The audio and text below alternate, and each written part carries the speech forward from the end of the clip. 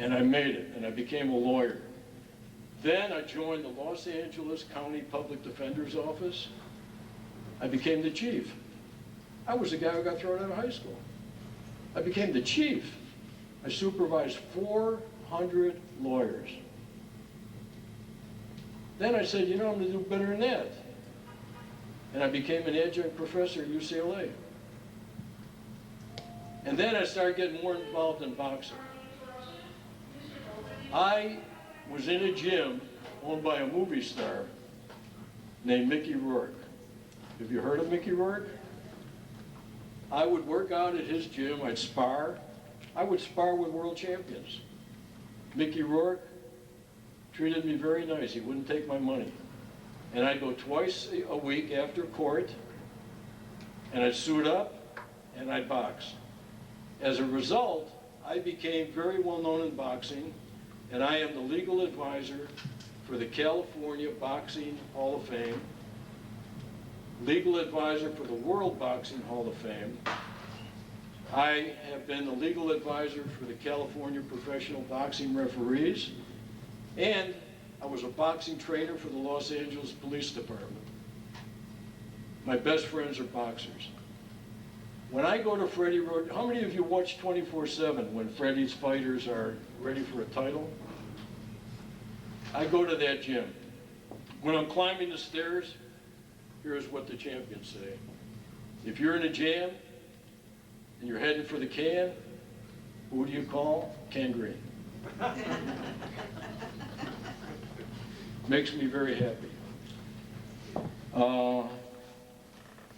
When I decided to be a lawyer, I said to my father, Dad, not only do we not have money, it's going to take me 8 years.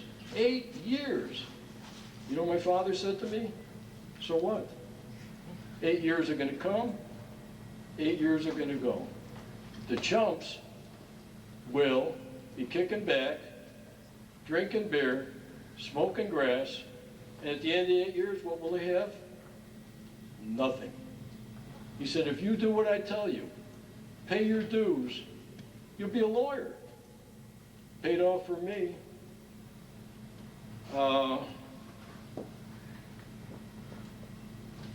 Then, a couple of years ago, I said to my wife, I said, you know, I'm not done yet.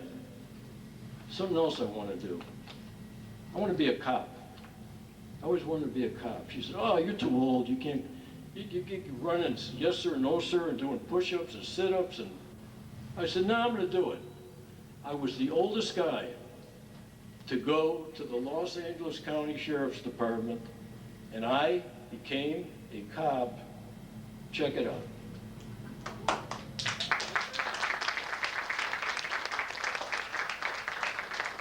a sergeant. Now, when I went there, I had open heart surgery 7 months before I went. I'd never been sick in my life, but things happen when you get older. So when I went to the academy, I told the drill instructor, I said, listen, I'm a tough guy. I'll do anything you tell me to do, but I can't run labs. He said, you don't have to run the labs.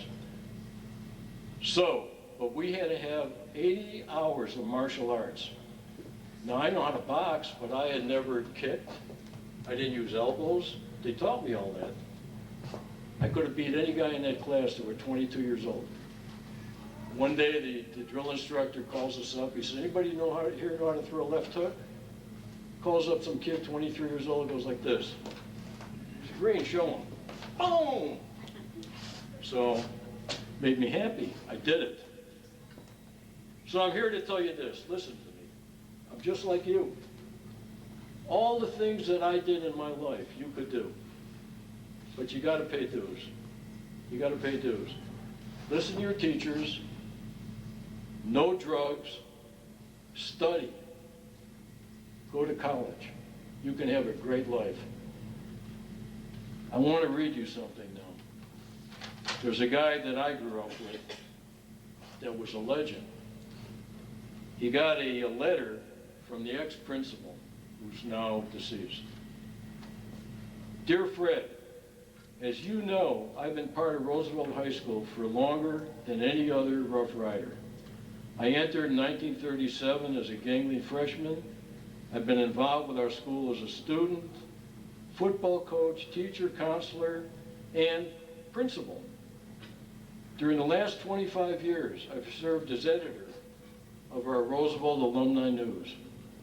From 1937 to 2005 is a long stretch. I'd assume that most alumni feel my knowledge of the graduates is as good as it gets. Now for the real purpose of this letter. While checking old yearbooks and reading clippings about school athletic history, one person stands out. That's a young man named Fred Rosen. Not only were you one of the best athletes the school ever had, but you are the only one, check this out, that earned 10 major varsity athletic letters. No one has ever achieved this feat in the 78 years Roosevelt has been open, and I don't think it'll ever happen again. You followed the success in college and later life. You're a good family man, terrific businessman, and a great guy.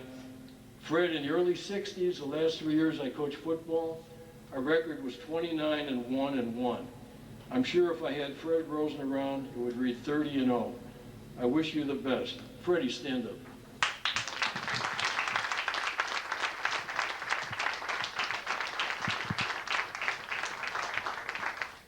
Is that inspiring? Yeah, he was a poor kid. Look what he did with his life. All my friends, they just kept driving and driving and driving. Nothing would stop them.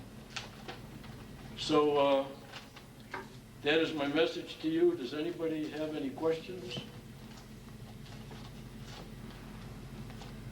Remember my words. Never quit.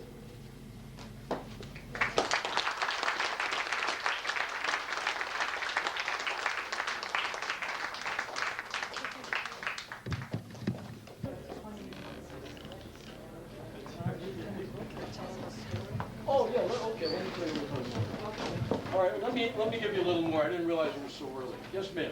What was the exact neighborhood you grew up in? The neighborhood? Yeah. The Humboldt Park. Division, you know, Division in California?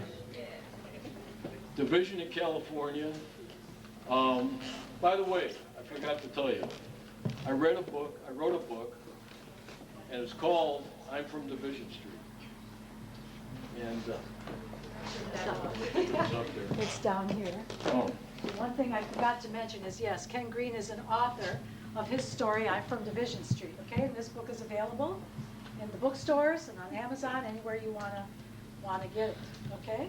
He's on a book tour here. I'm gonna call my friend Freddie up in a minute. The book